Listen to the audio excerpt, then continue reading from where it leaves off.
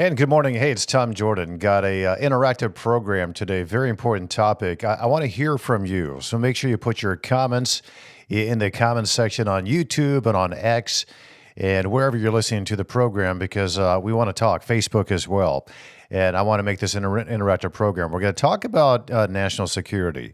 We're going to talk about some battleground numbers as well regarding the presidential election and those kinds of things as well. But we're also going to talk about, when I say national security, I mean national security, because here's what we're going to discuss. Back on October 3rd of this month, just a few weeks ago, I spoke with Mike Rogers, and we discussed the issue of this Chinese Communist Party controlled battery plant in the state of Michigan called Goshen. And I posed him the question on October 3rd because his opponent in this race, Elissa Slotkin, a current member of Congress, had signed a non-disclosure agreement with us. Now, we've talked about this a lot, and there's reasons for it. This is the plant. This is Goshen, and it's in Mecosta County. You can see the area there right by, Big Rapids area. A lot of local residents are completely opposed to this, but not only them, but members of the, national intelligence community and the Department of Homeland Security say, listen, these kinds of companies that come into our country, they are fully controlled by the Chinese Communist Party. And I want to prove that to you because this is what they say, despite all the pushback and despite the fact that a lot of the members of the news media have discounted the national security risk in spite of the fact the intelligence community says it is a risk. So you only had to pull up the articles of association with the company of Goshen, which is right there in the state of Michigan. Here's Article 9 of the Goshen's Articles Association, which were, this is the updated version back in July of 2022. At the same time, they were denying all of this here. Article 9 reads this: the company, speaking of Goshen, shall set up a party organization and carry out party activities in accordance with the Constitution of the Communist Party of China. The company shall ensure necessary conditions for carrying out party activities. And what they mean by that is on their premises, right there in the state of Michigan where their company is located, where this plant is going to be located. The secretary of the party committee shall be the chairman. All right, so among the party organization's duties, here it continues on here, ensure and supervise the implementation of the party's guidelines, speaking of the Chinese Communist Party, principles and policies in the company, and implement major strategic decisions of the CPC Central Committee and the State Council, as well as relevant, important work arrangements of the party organization at the higher level. Okay, so that's what Goshen right there, this battery plant, which is wholly owned essentially by the Chinese, it's a Chinese company and is controlled by the Chinese Communist Party.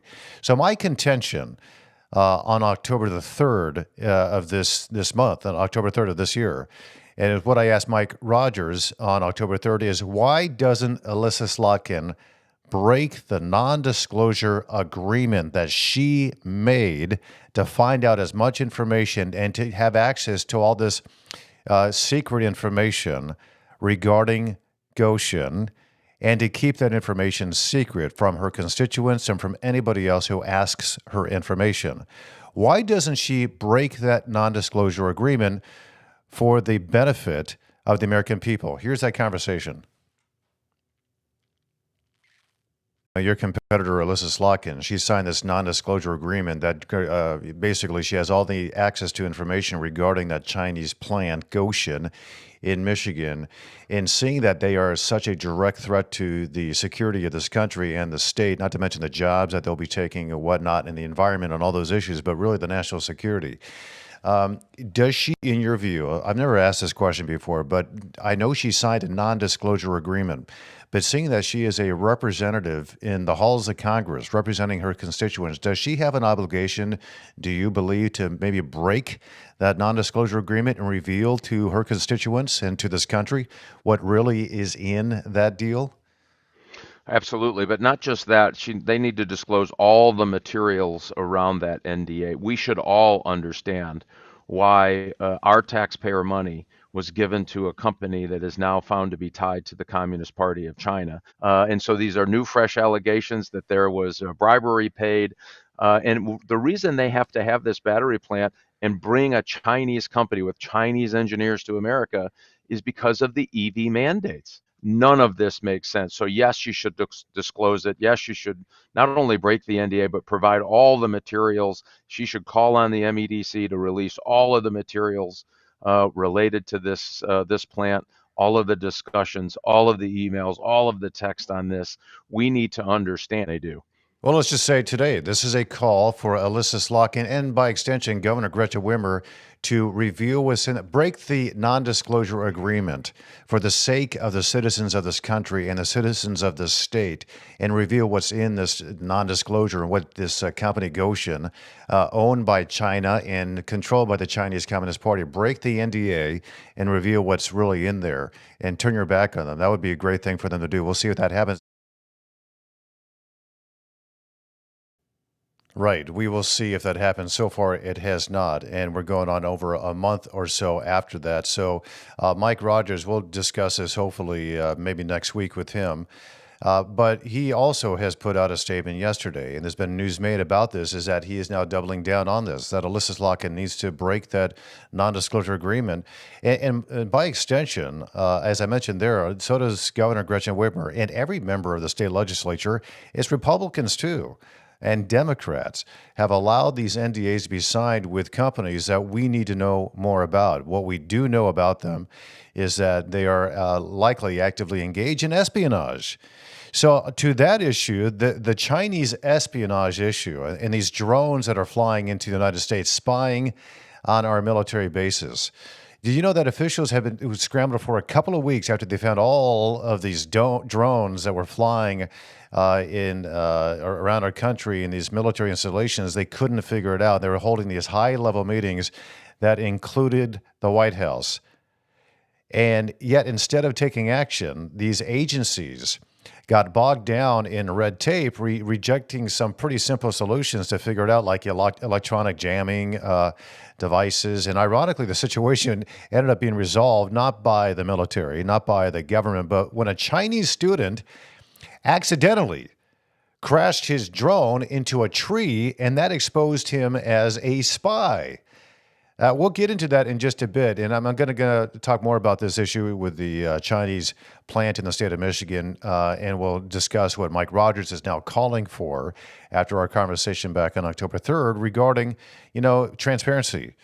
What kind of threats does this CCP-controlled company in Michigan pose to the United States? And again, Mike Rogers, he is a U.S. Senate candidate, a Republican, for this battleground state of Michigan, and he is the former chair of the House Intelligence Committee, and he's been warning about this espionage vulnerabilities in the United States for years, and how China continues to infiltrate even our most secure military installations. Sometimes they have people sneak in, sometimes they have drones that are flying overhead. And I also want to later on in the program discuss this really, truly dangerous rhetoric from The Atlantic, this publication that claims that Donald Trump is Hitler and praised Hitler. He did not do that. If you're hearing that in recent days, particularly from the vice president's residence in Maryland, claiming that Donald Trump is praising Adolf Hitler and wants to use the military like Adolf Hitler did against his own people. That is completely bunk. He's never said anything of the sort. And it's a shame that the media like The Atlantic is picking up on these things and perpetuating these lies that are coming forth with not one iota of evidence used in that article. And the fact that Kamala Harris used this to address the nation from the official vice presidential residence, claiming Donald Trump wants to centralize power and overthrow the United States if he's elected, it's totally unfounded. There's no evidence, as I said. And the Atlantic piece seems to be like a psyop campaign to justify violence against Donald Trump if he is elected. So we're going to dig into that as well in just a few seconds. Again, I'd really like to take your comments today. Chime in on Facebook, on YouTube, or on X, And we'll get to that in just a moment in that comment section. Also, the best way you can help Tom Jordan Live is to simply subscribe on YouTube or on Facebook, follow us, or go to X and follow us on X and just watch the programming. Share it as well. If you're on YouTube, click that notification bell and we'll alert you when there's new content coming out, because not a lot of people are discussing this in the way I think they should. In fact, a lot of media, if you look at Michigan media, they're defending Elissa Slotkin, saying, no, she never signed a non-disclosure agreement ever with Goshen. And do you see the subtlety there? True, she didn't sign it with Goshen. She signed it with the entity that controls the contract with Goshen. MEDC is what it's called. That's the Michigan Economic Development Corporation. She signed it with them, as did many other politicians, so they didn't have to release the information that they gleaned from these super secret contracts and the inner workings of the company. So Elissa Slotkin signed non-disclosure agreements regarding the Goshen plant, contradicting her own statements. She initially denied any personal involvement in these agreements, only to have documents surface that shows her signature in this. So it's like a blatant contradiction at best, revealing a dangerous pattern of dishonesty by Elissa Slotkin. And we saw that from all her first campaign for Congress in 2018, how she misleads voters. And in this case, she's misleading voters again. How can Michiganders trust her judgment or transparency while she is in higher office? Remember, she's in Congress now with the House of Representatives. She wants to be in the U.S. Senate. The Goshen project involves significant ties to the Chinese Communist Party. A lot of local communities are very alarmed the more they learn about this company setting up in their backyard, and hundreds of members of the Chinese Communist Party are now reportedly on Goshen's payroll, and the plant's construction raising serious concerns about national security and then economic dependence on foreign adversaries. And it's true that politicians like Slotkin, they should have been, proactive in rejecting these kinds of deals rather than secretly supporting them, if that's what she is doing.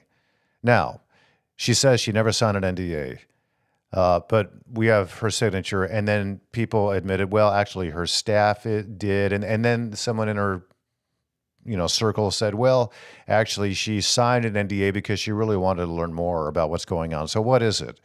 Elissa Slotkin, let us know. So the Justice Department's, the recent charges against these Chinese nationals near Camp Grayling in Michigan are heightening these concerns about these espionage risks in the state. Slotkin's involvement with the Goshen project now looks even worse because of these constant breaches of trust with various Chinese nationals, and considering the espionage charges that came just miles from the plant's proposed location. This is all in that same area. So her decision to engage with this Chinese-affiliated company despite these risks, I think, demonstrates poor judgment.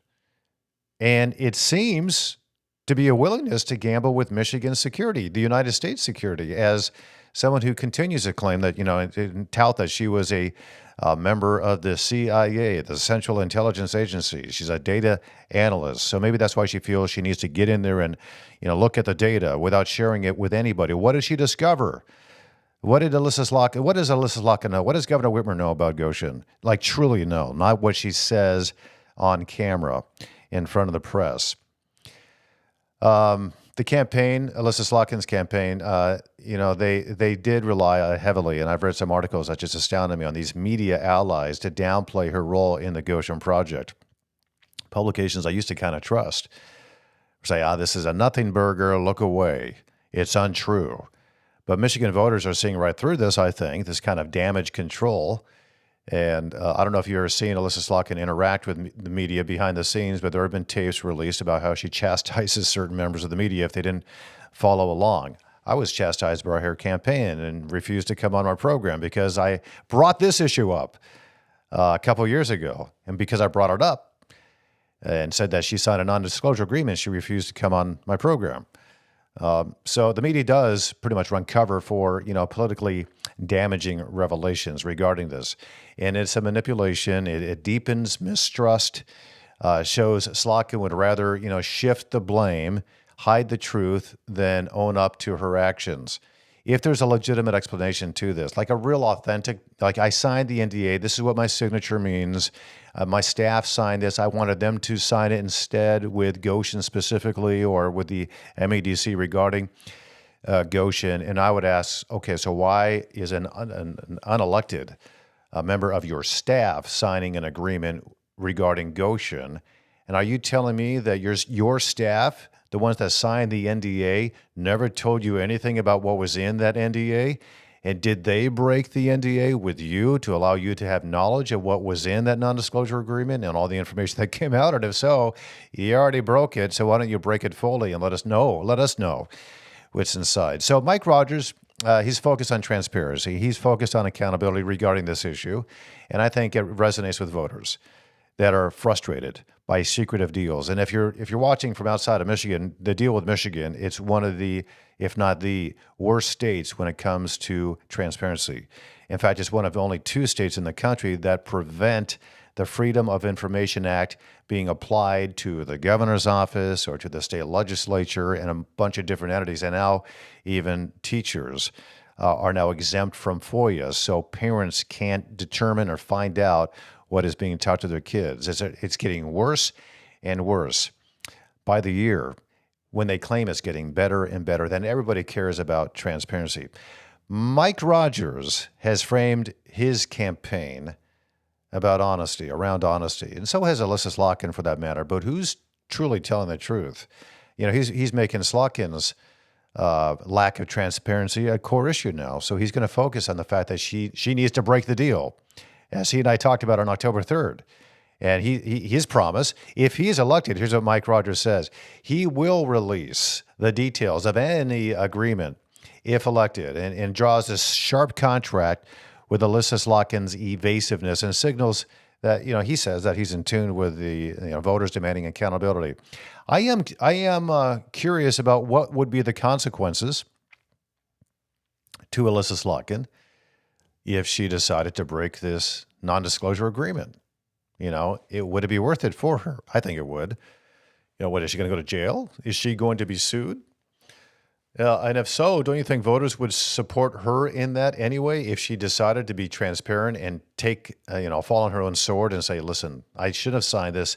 Now that I did, I'm going to reverse it and I'm going to tell you everything that's in it because, yep, I found out as a former CIA data analyst that this deal is no good for my constituents and the future constituents I sure would like to have as a member of the U.S. Senate if she is elected.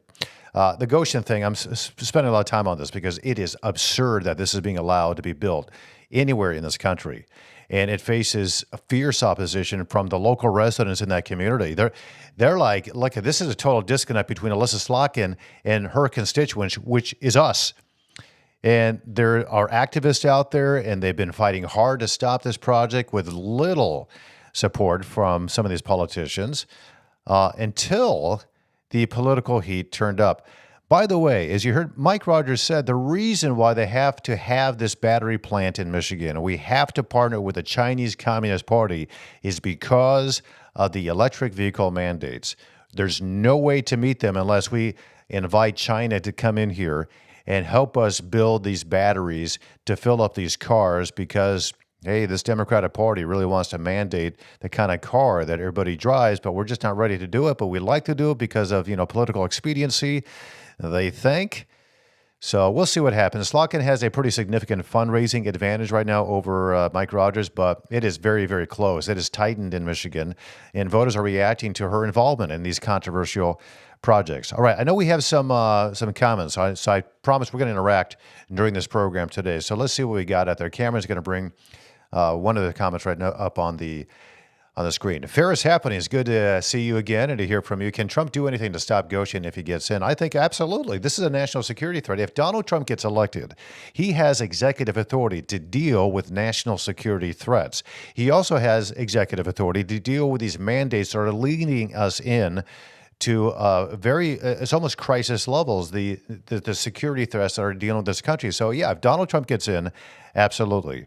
If we have conservative members of the Senate and conservative members of Congress, they can also do something here. Because remember, why are we allowing this to happen?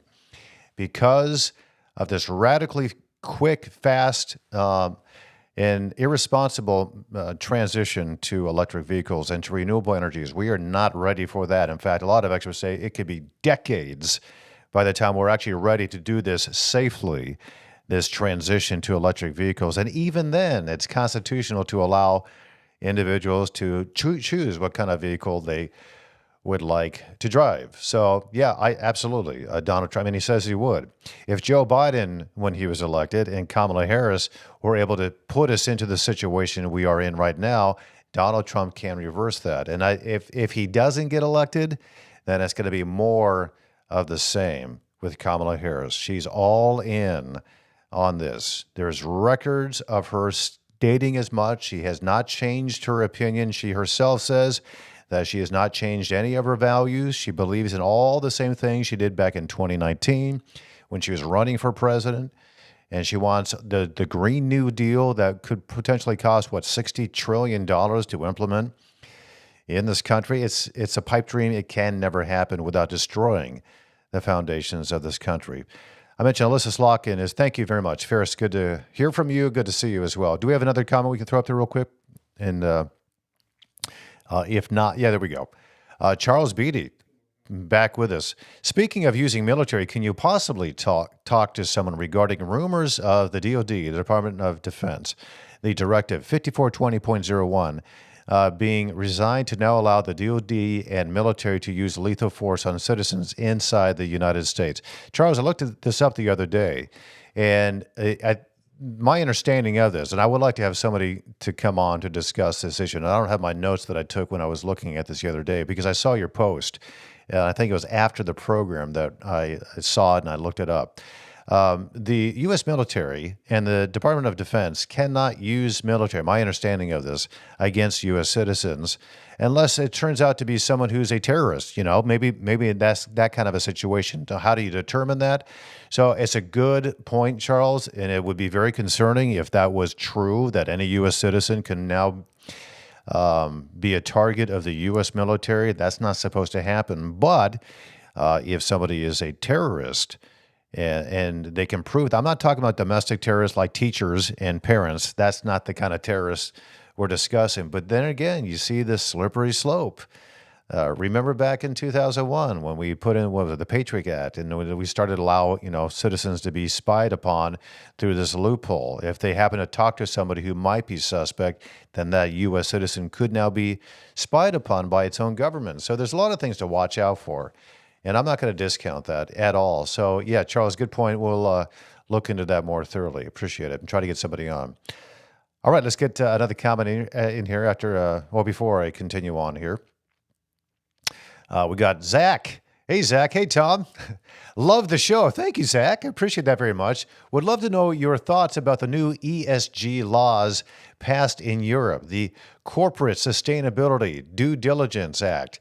I've heard this can greatly affect American companies. All right, Zach, I got to admit I'm not familiar with what Europe has done regarding ESG in recent days. If something happened, the Corporate Sustainability Due Diligence Act. And so hopefully with due diligence, that means they're actually looking again at these ESG requirements that they've been wanting to put in place. Again, ESG is environment, sustainability, and governance. And what it essentially does, based on previous reporting we've done on this, it allows companies and even investment firms to invest your money into companies, not because of their fiduciary responsibility, or that these companies are economically sound, or that these companies are going to give you a better return on your investment. No. All of that goes out the window. The ESG requirements mean that so long as the company believes in things like the Green New Deal, the environment, and governance, meaning like the World Economic Forum, their platform of how governments across the world should be governing their people, and these COVID mandates, and the diversity, equity, inclusion training that these companies have. Are they teaching their employees consistently that critical race theory is the only view of racism that we need to look at. We need to identify people by their immutable traits. So if you're African American, you necessarily think this way, you are this way, and there's no hope for you based on our view. Critical race theory teaches this because the white people in this company are inherently racist. And they, not only are they privileged, but those white people in this company, are now keeping you from succeeding. So the white people in this company, this is the DEI training that a lot of people, I'm sure you understand, are going through at the various corporations. And this is what ESG requires if these companies are going to invest in a corporation and make their stock prices go up, even though they're not returning any type of there's no return on the investment from these stockholders. So long as they're teaching these crazy, doctrines, there's almost religious doctrines that they're teaching their employees. There's nothing you can do about your white privilege. And if you deny it, you have white fragility, according to a book they read by Robin DiAngelo of the same name. So I'll look into that, Zach. I don't know what happened in Europe, but I'll look into that. And hopefully it's good news. Hopefully the due diligence means that they're going to figure out, do their research and say, yeah, this is not working. We've seen what's happened in Germany and these other countries. And yeah, Italy is now pushing back on a lot of these requirements. And in France is as well, although the liberals there still have control over France, and they kind of had a last minute rescue operation in the country of France when it looked like some conservatives might be taking over the leadership there after the departure of Macron. So anyway, thank you for that, Zach. Very smart thing. We'll look into that as well. Let's take one more comment and we'll get back to some of our headlines here as well. We bring up Taz. Have you heard of Canada allowing individuals suffering from post-COVID-19 vaccine syndrome being allowed to be euthanized? No, but I have heard of Canada's belief in euthanizing individuals. And it is the way that the state of Michigan is going also. They love Justin Trudeau and his belief that somehow it is compassionate to help kill somebody in their distress rather than help them through their distress. There is a lot of information regarding COVID-19 and the vaccine and the cover-up. And I have some information that I wanted to point out this morning that I got from a friend of mine that the Dutch are now doing elsewhere in Europe, that they are a Dutch court has ordered Bill Gates. You know this? A Dutch court has ordered Bill Gates to stand trial over the COVID-19 vaccines. And in that as well, there's a situation with Pfizer as well. Remember, Pfizer said, they worked out a deal with the United States that they couldn't get any blowback civilly. They wouldn't be held liable for any of these many, many problems, deadly problems with their vaccine. Well, in the Netherlands, they are now allowed to, so there's these 7 vaccine injured plaintiffs. And they're saying, listen, Bill Gates and a whole slew of other people misled people into taking the COVID-19 injections while they knew, or at least they should have known at the very least, that these injections were not safe and they were not effective. We all know that now. I think we can all admit safely that the COVID-19 vaccine was not as promised. And it doesn't take a whole lot of research to go back and hear what Joe Biden and Kamala Harris and all these others told us, and Anthony Fauci's of the world, that if you took the vaccine, you couldn't get COVID, and certainly it wouldn't spread, and that all the unvaccinated people in this country are the reason that's COVID anyway. You were not vaccinated, that's why COVID-19 is here. Totally not true. And all these studies out there prove it. And, Bill Gates, he was trying to evade this whole case by arguing that as a U.S. citizen, he should not be subject to Dutch legal proceedings. But the court in this case, smart court, they knew that this argument didn't hold any water. They ruled that due to Gates's close connection with other defendants under Dutch jurisdiction, Bill Gates is subject to trial in the Netherlands. So we'll be watching that with great interest. Okay, but great Great question. It is sad what Canada and the UK and some of these far left liberal countries are allowing to occur. First, they tell you that it's these things are safe, and then they know they're not, so they're going to allow you to. In fact, they're going to help you kill yourself because of all the injuries from these COVID-19 vaccines. Thanks for pointing that out, Taz. It's great information, and we'll talk about it here. We're not allowed to talk about it in other media outlets. You're not allowed to talk about it by order of the powers that be in those various organizations. But we are here, so thanks for that, Taz. All right, let's continue on. We'll get to more comments. Thanks for your interaction here. Elissa Slotkin, as I mentioned, was ahead in this race, barely, in Michigan in terms of the fundraising efforts, but it is essentially a statistical tie between Mike Rogers and Elissa Slotkin. And money can't really shield people, I think, any candidate from the fallout of the broken trust and, unpopular decisions. Back to the Goshen Chinese Communist Party-controlled manufacturing plant being built in the state of Michigan. And the fact that Elissa Slotkin's race right now is in a dead heat despite her financial edge. And thankfully, Mike Rogers is getting a lot of contributions to his campaign as well. Signals that voters care more about integrity than these campaign dollars. We're wising up. We're smartening up. By the way, I mentioned the Elissa Slotkin staffers. They were also involved, her staff, in signing these non-disclosure agreements related to that Goshen project. And to me, it raises a whole lot of other questions about, her campaign's involvement in this. Even if Slotkin tries to pin the blame on her staff, that level of coordination shows the project has had her approval at the highest levels. And to me, it raised the question, okay, you're saying again, I want to repeat this. If she said, well, she said, I didn't sign it. Members of my staff signed a non-disclosure agreement. Well, why would you allow your staff to do that? These are unelected individuals. Was it just to protect yourself so you could hide behind your staff? And furthermore, I would like to ask her this. Are you claiming that your staff never shared that information in the non-disclosure agreements with you? And if they didn't, why did you want your staff to sign these non-disclosure agreement? And other questions, what else might she be hiding if her team engaged in secretive deals without seemingly any hesitation?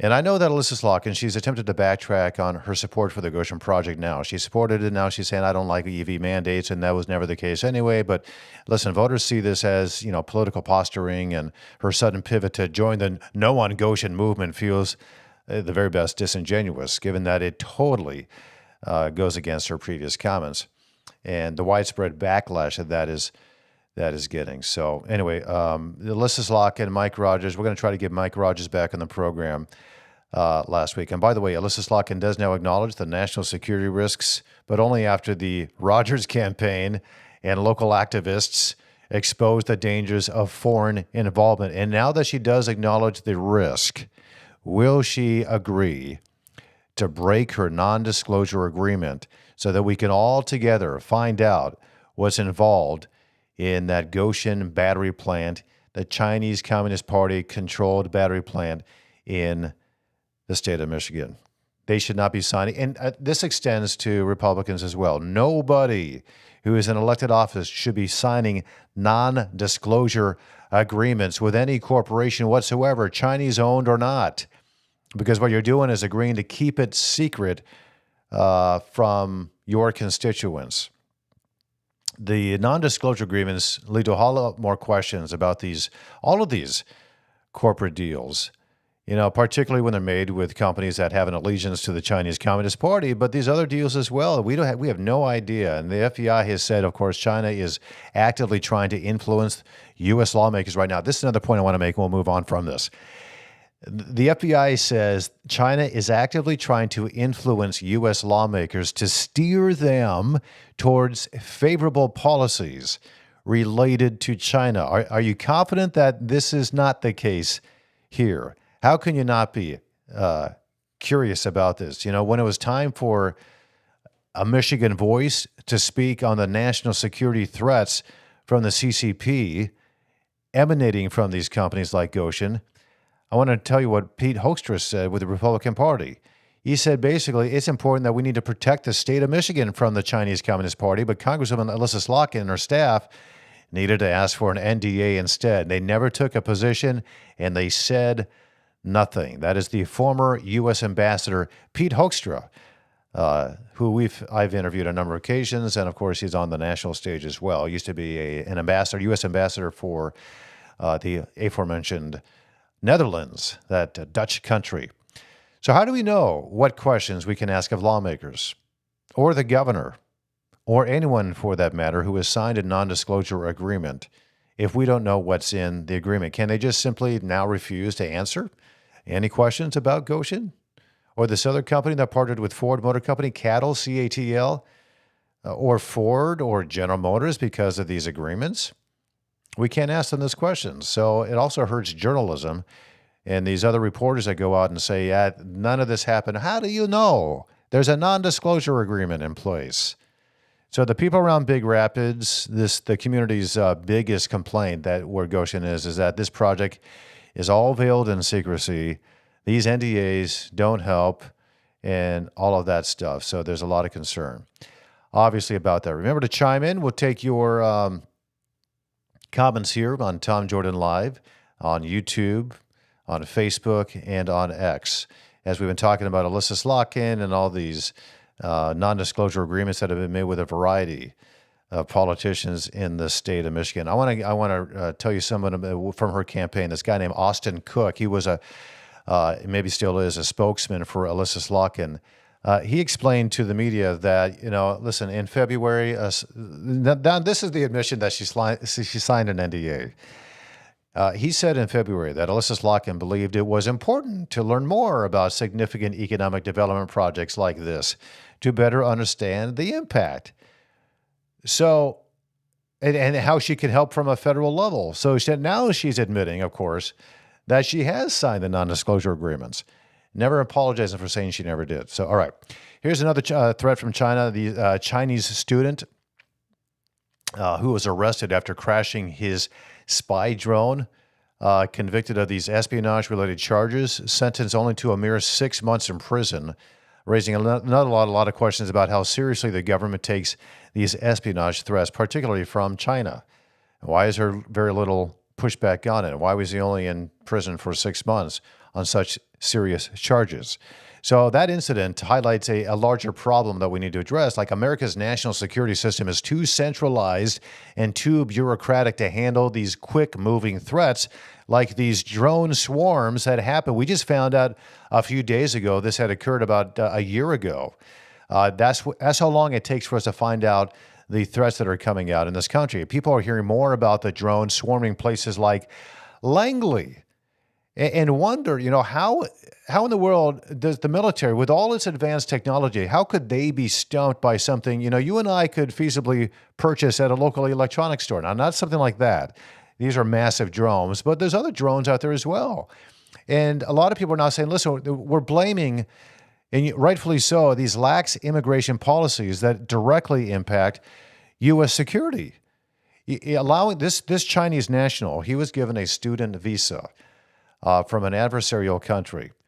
So how do these allowing student visas from these types of places like China and elsewhere, how does it open the door to espionage? Well, it opens it wide open, as this incident with this Chinese student shows.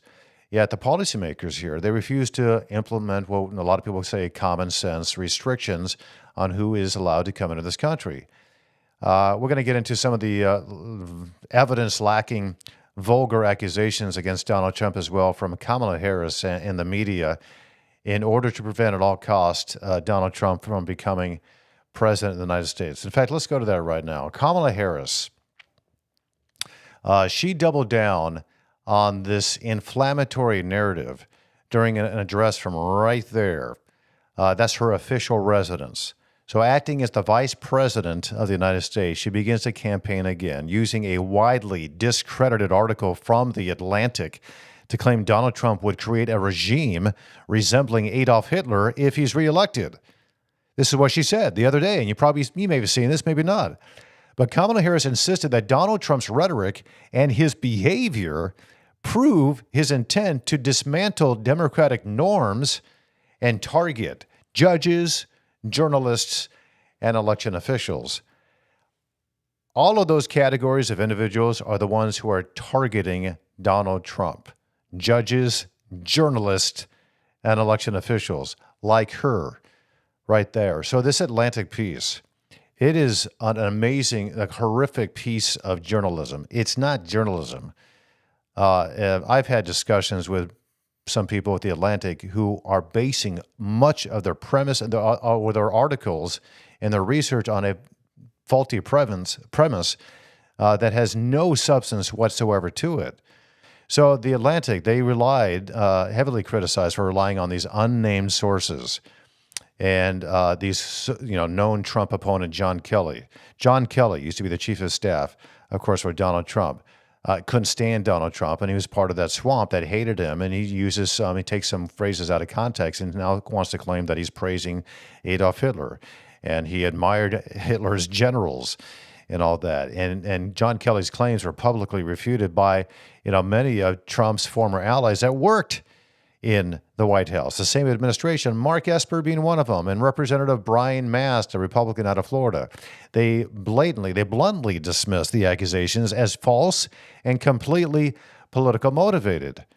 Harris's remarks here are the same, aimed at framing resistance. This is the concerning part of it.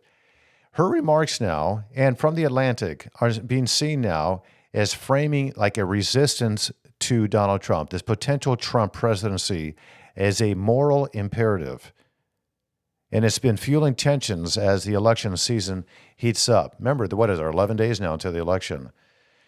So as we saw in 2020, how the violence that occurred across this country was framed as proper and legitimate in order to tear down the institutions of this country. That's how it was framed in 2020, mostly by Kamala Harris and the news media, that these were good riots that were occurring. People's businesses were being burned down to the ground. That kind of violence was being framed as just.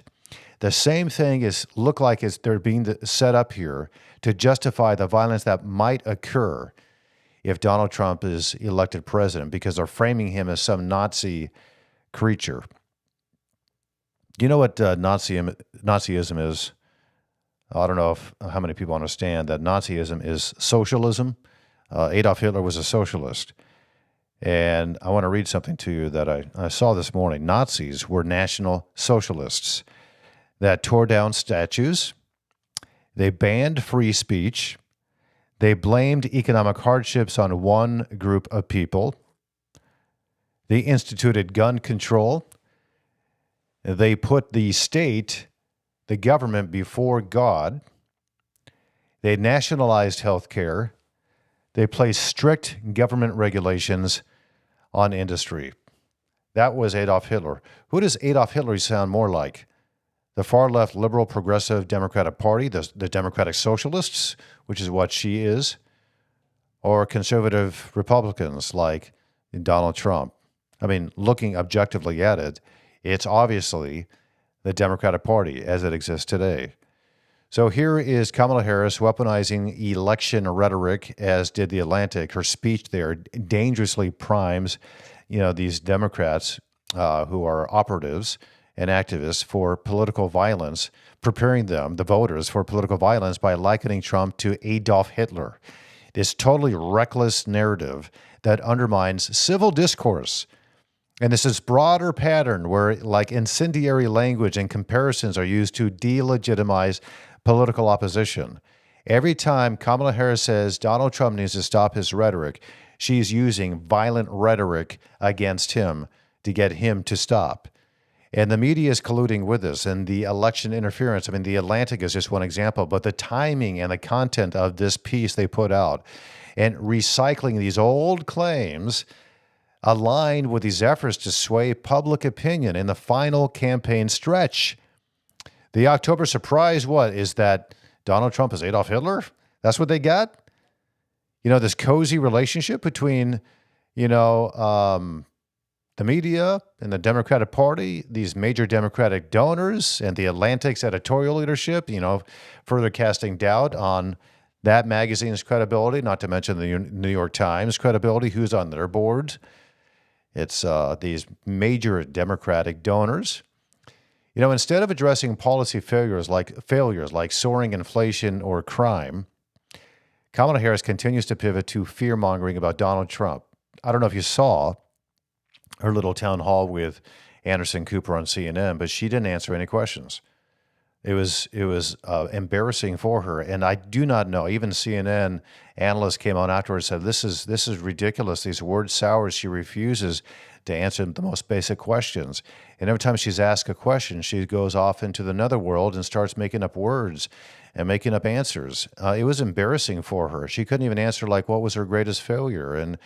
What are some things that she would like to do better? And she couldn't answer. It's like, I don't know if she prepares for these things. And that's been the complaint from her staff in years past, that Kamala Harris is woefully unprepared for all of these, junkets that she goes on overseas. She doesn't look at the prepared notes that her staff gives her. And that was in the vice president's office. That was the same when she was a senator. Her staff kept overturning because they couldn't work with her. So she pivots again to this fear-mongering in this case, not answering questions about her, but continually characterizing Donald Trump as Adolf Hitler. They did the same thing with John McCain and Mitt Romney. With every Republican candidate, it's the same old thing. And it's her attempt to refocus, public attention away from her administration's shortcomings. It's desperation. As Democrats are struggling with this waning support, and as more Republicans or former Democrats are becoming Republicans, or at least getting behind Donald Trump on this. All right, I'd love to hear from your comments, hear from you on this a special edition of Tom Jordan Live on a Friday. Of course, just go in the comment section there. You can ask me questions. You can just comment about what we discussed, or if you have something off topic, I'll take that as well. It is Friday, so we're a little loosey-goosey on this day as we're heading into the weekend, just about 11 days before the presidential election. By the way, just a reminder, a lot of people are saying go out and vote early. You can now if you're in the state of Michigan. That kicks off tomorrow on a Saturday in the state of Michigan. Many other states have already started their early voting as well, so go ahead and kick that off. All right, do we got anything here, Cameron, we can throw up there on the screen? All right, let's go to Johnny Schmidt.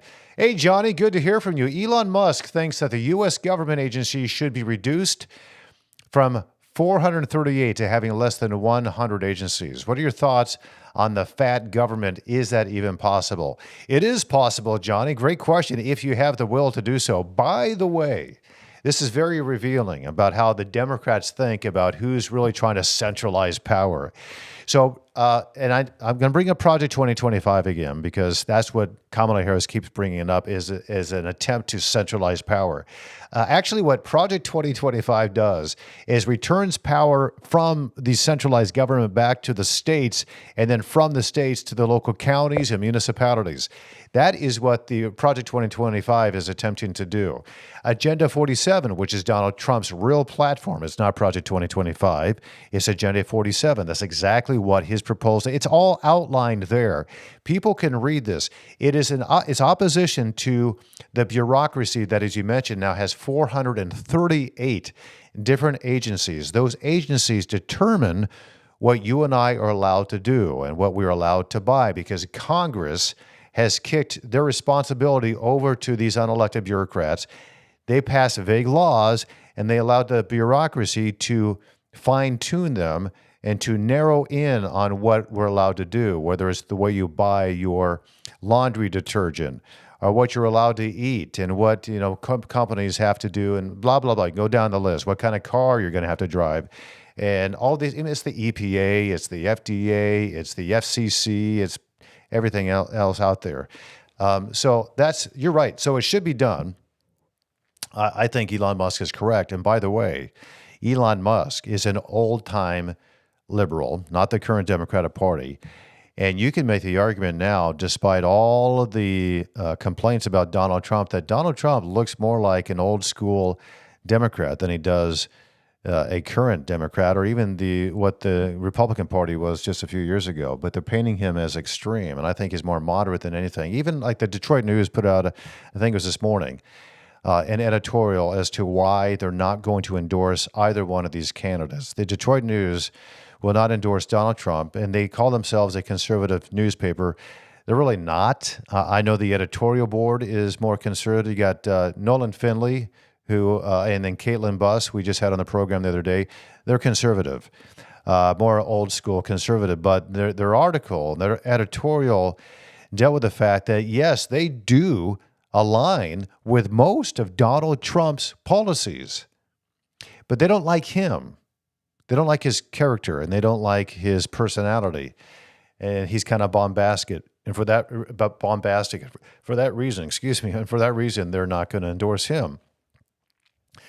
To which I would make the argument, which politicians, personality do you really like? Do you have to like their personality in order to endorse them? And I would say it's got to be policy. What do they want to implement, legally in this country? Do they frame their policy positions more in line with the U.S. Constitution, or they want to abolish the U.S. Constitution? To me, that's the biggest danger. So not endorsing Donald Trump means, and you're not endorsing Kamala Harris, I get it, but you're also kind of endorsing his opponent because they called her out as well. They said all the dangerous things that she really truly stands for, and they admit that Kamala Harris is the same Kamala Harris that she was in 2019. She's a far left progressive that wants to, get rid of private health insurance. She does. She has stated that. She supports that. She wants to give, transgender surgeries to illegal immigrants who are in prisons. She wants taxpayer dollars to fund those surgeries for them. She's radical on abortion. She's radical on the economy. She wants the government now to supply these basic incomes for citizens in this country. She wants to take away from the wealthy and, ostensibly give that to the poor when really she wants to just kind of take the money and do with it what she pleases and maybe buy votes with that. This whole idea of taking from the wealthy and giving to the poor, that's a myth. That's never going to happen. They're going to take from the wealthy and they're going to give it to the elites. And there's going to be a very select few in this country who are wealthy, who control via a communist-style government, and everybody becomes poor. Nobody gets elevated like they claim. Everybody gets, what do you call it, denigrated, if you want to call it that, de-escalated, suppressed and oppressed. And that's what communism and socialism does. Johnny, it's a great question. I do hope they can find a way to do this because we didn't used to have these bureaucracies. It was the three branches of government in the federal government, and then there was the state government as well. Johnny, great question. Thanks so much. Let's bring up one more. Here on Tom Jordan Live, we got Jim Chikowski. I hope I pronounced that correctly. Our doctor advised us not to take the COVID vax. We did not, and glad we listened to him. We had COVID twice, and we are still alive and kicking. Jim, thank you. Appreciate it so much. I did not get the vaccine either. And I had a medical reason as to why I couldn't take it, but I also did not support any mandate to make people take a vaccine. But unfortunately, a lot of people lost their jobs because they were told that if they didn't take the vaccine, that they were a danger. I was told the very same thing. Because I didn't take the vaccine, I am now a danger to all of my potential colleagues that will be around me. And how dare I be so incredibly selfish? I'm like, well, I can't, because if I do this, I'm at risk of dying. There's that issue as well. Is that still selfish, do you think, or should I just take it and risk it? But the broader issues here is even back then, there was a lot of data coming out from other, national studies from other countries that were showing that this thing is totally unproven, and there was a lot of concern, and it wasn't just myocarditis. It was the risk of cancer, and there was definitely the risk for pregnant women. And oh my goodness, what has happened to these babies in the womb? It's sickening. I would invite people to read some of these studies so you can be exposed to what was really the case. And there were physicians in this state that I have known that came out and very publicly on behalf of the government stated that their vaccines are completely safe for pregnant women and their babies, when the opposite was true. And the fact of the matter is we knew that back then. And all that information was suppressed from the people. And very few that were willing to look at that data and found out the truth, they were ostracized for a time from society and ridiculed as an extremist and a conspiracy theorist. And it's all coming out now. It's true, but we're not really allowed to, in most of the mainstream media, to kind of look back on how we were lied to by the very same people who are still running for office in many of these same states and just now pretending, yeah, we didn't know this was a novel virus. No, you knew. And I know you knew because I've talked to some of the people and heard from some of the same people that warned you back in 2020 that this is exactly what was going to happen and gave you the data to support it, and you chose to ignore it for this unilateral decisions to lock down your various states and businesses and put them out of business while keeping marijuana dispensaries in business and open, and profits at liquor stores went up during that time. That's all good so long as people are high and in a different state of mind, so they're not really seeing and witnessing what's really happening under our control. That was going on back then, and I will continue to talk about this because I've been told not to. Old news, nobody cares, and frankly, nobody knew this back then. Yeah, they did. And it's a shame what happened in 2020, 2021, 2022, 2023, and it was still happening in 2024. So, Jim, I support you. I'm glad that you're alive and kicking. I'm glad I am as well. I got COVID one time in, I think it was January of 2021. It was a pretty harsh case. COVID was not fun, but I haven't had it again. And many of my colleagues and friends who have been vaccinated have had COVID many times over. Vaccinated, boosted, double boosted, triple boosted by order of their employer under the heavy thumb of one Joe Biden. And they still got COVID multiple times. Great comment. I appreciate this week. We had a great week of programming here on Tom Jordan Live. It's not going to stop. We got a lot coming up on Monday, Tuesday, Wednesday, Thursday, and Friday of next week. Remember, it's live, 9 a.m. Eastern on Tom Jordan Live, Facebook, YouTube, X, and it lives in perpetuity on Apple Podcast and Spotify. God bless you. Have a fantastic weekend. We will see you back here on Monday. Take care.